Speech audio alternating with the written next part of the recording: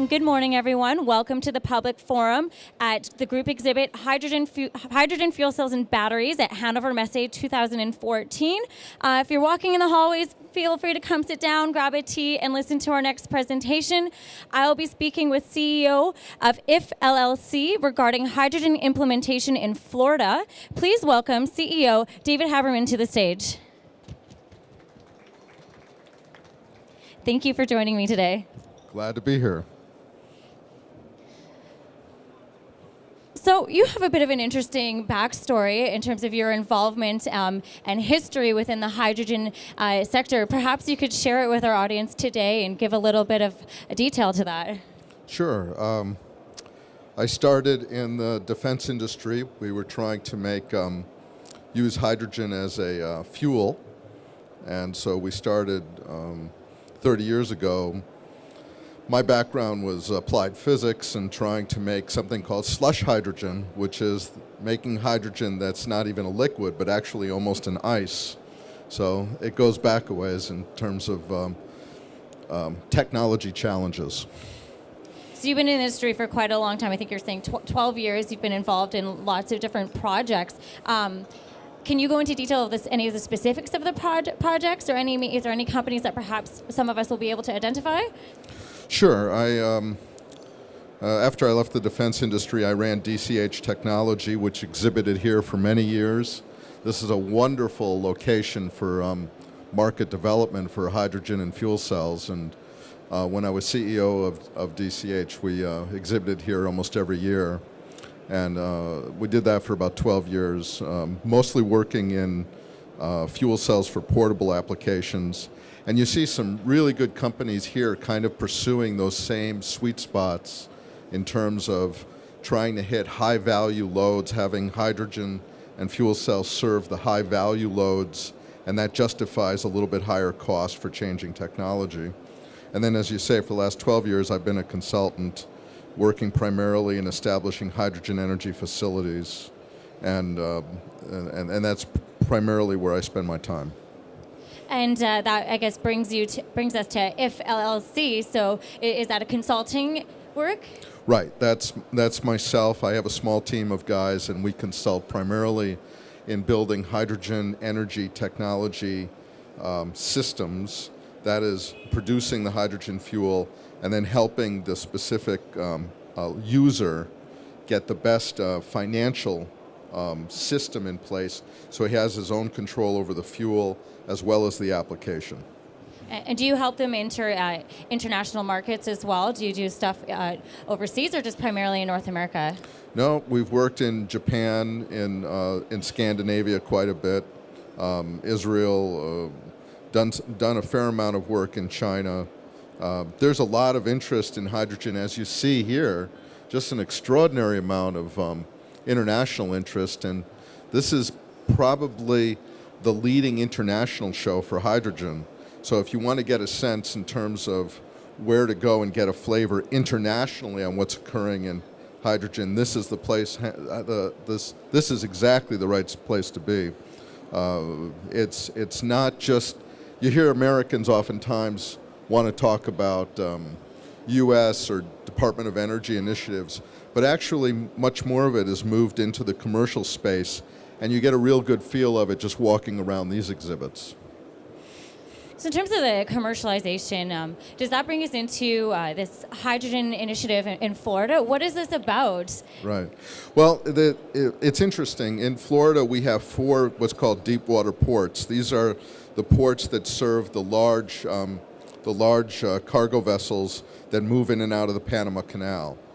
And as you know, they're currently expanding the Panama Canal, and they're going to have ships that are even larger. And there's an enormous amount of activity in the 4 primary ports in Florida that have to do with expanding their capacities to move into rail, move into trucking, as well as obviously all these different seaborne issues. So we call this a multimodal opportunity.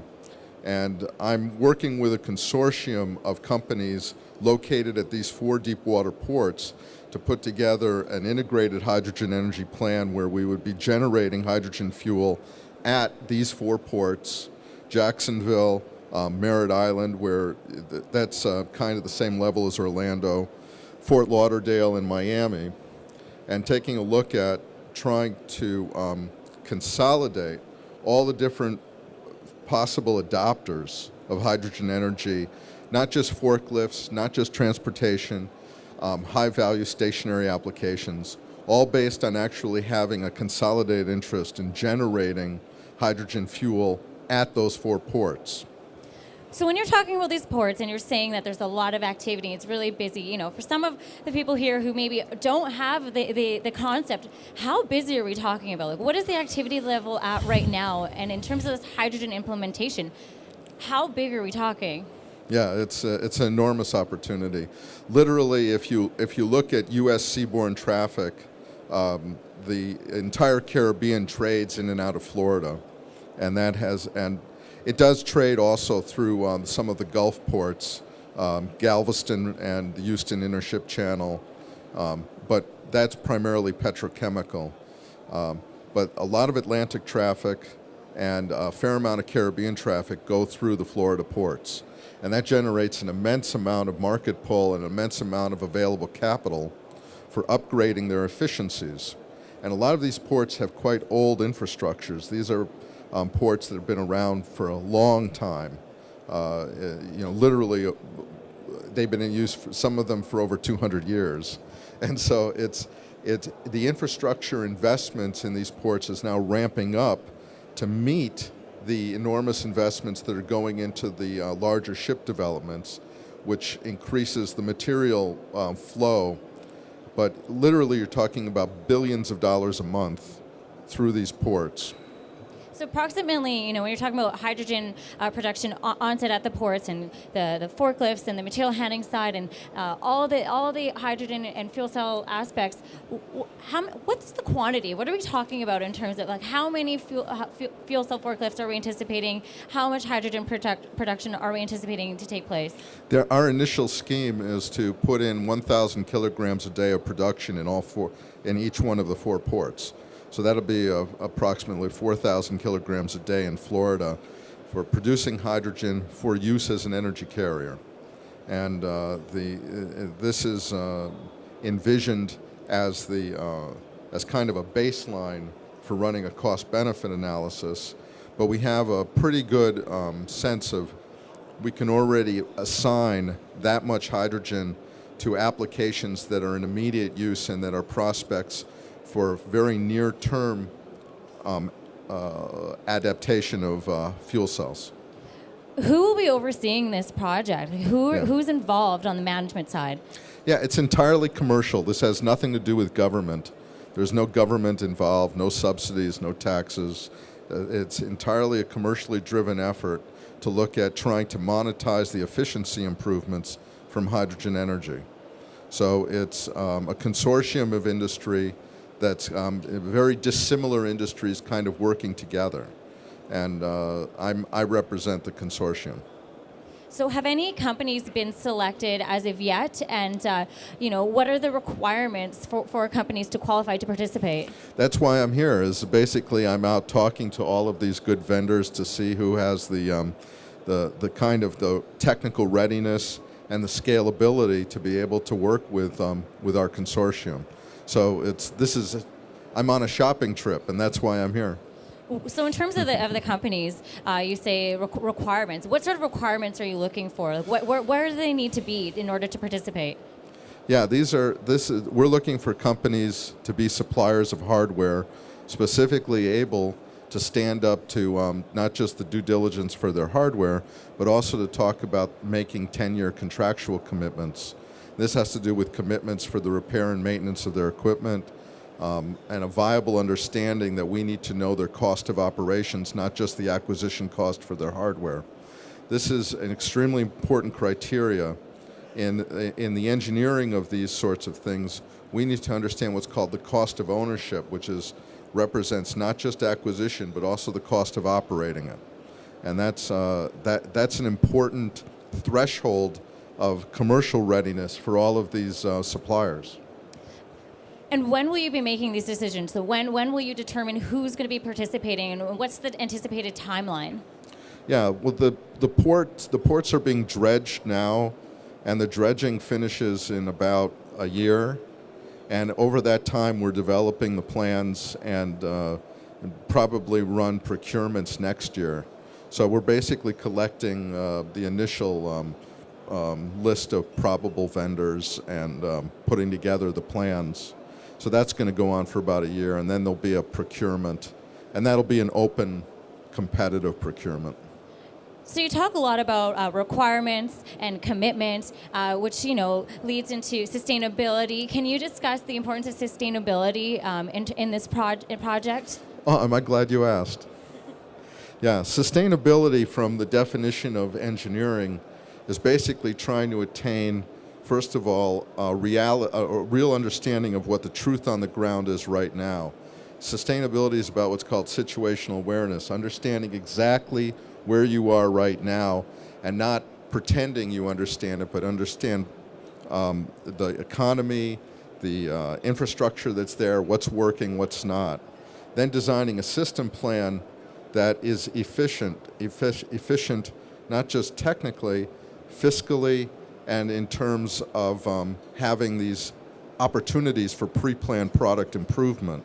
So efficiency from a systems point of view and from a life cycle ownership point of view. It then is bounded by this imperative to protect people and the environment, and we think we're in a great environment here with all of these people. That's obviously part of their embedded commercial message. And we move on to this idea of resource stewardship, the idea that you're doing things that are not necessarily just kind of a wild-eyed use of resources, but you're looking at resources that are sustainable. And so resource stewardship becomes an important criteria in putting these things in place.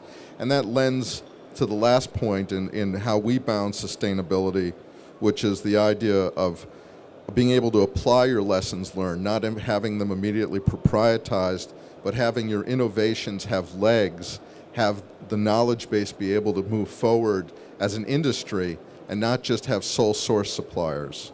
So that's how we have a broader definition of sustainability. And in your opinion, where do you feel the industry is in terms of meeting the sustainability objectives right now? Where do you see it? Well, I think that if you talk to any of the people in these booths, you get a great message from them in terms of a desire to be sustainable, and they certainly have a commitment to protecting people and the environment. They certainly believe in the prospects of taking on the incumbents and the status quo and being agents of change, and that's real positive. I think that they have continuing challenges in terms of system efficiencies, trying to understand the life cycle cost of ownership of these technologies is still something that has to stand due diligence, and perhaps some of them are not quite ready to stand that kind of due diligence. I hope that they're moving toward that. I think that you see kind of a collective optimism here about where hydrogen energy is now becoming a pragmatic solution. You see this in the material handling world, very, very refined arguments for the economics of putting this into forklifts. And you see this kind of branching out now. So I think they're making great progress. Do you have any advice for further progress? Anything that you know, in your personal opinion, could you say, one or two words of advice that you could give to the sector? Yeah, I think you want to keep thinking like your customer. And if you keep thinking like your customer, you'll be successful. And what that really means from a technical point of view is that this technology has to be operationally transparent. Hydrogen energy has to be a solution that has broad implications and broad applicability, but you don't want to have to educate everybody into how it works. They have to be able to have confidence that it works and that it's transparent to how they make money now. I'm going to open it up to the audience. Does anyone in the audience have any questions for Mr. Haberman regarding the hydrogen implementation in Florida? Okay, I have another question. So if anyone here wants to get involved in the Florida initiative, how can they do so? What is the recommendation? They can email me. Okay. And for those who wish to do so, I have Mr. Haberman's email. It's IFDHLLC@AOL.com. So please get in touch with him, and he'd be happy to discuss in further detail regarding the initiative and where you need to be right now to qualify. Super. Thank you so much for joining me today, and thank you for listening. Bye-bye.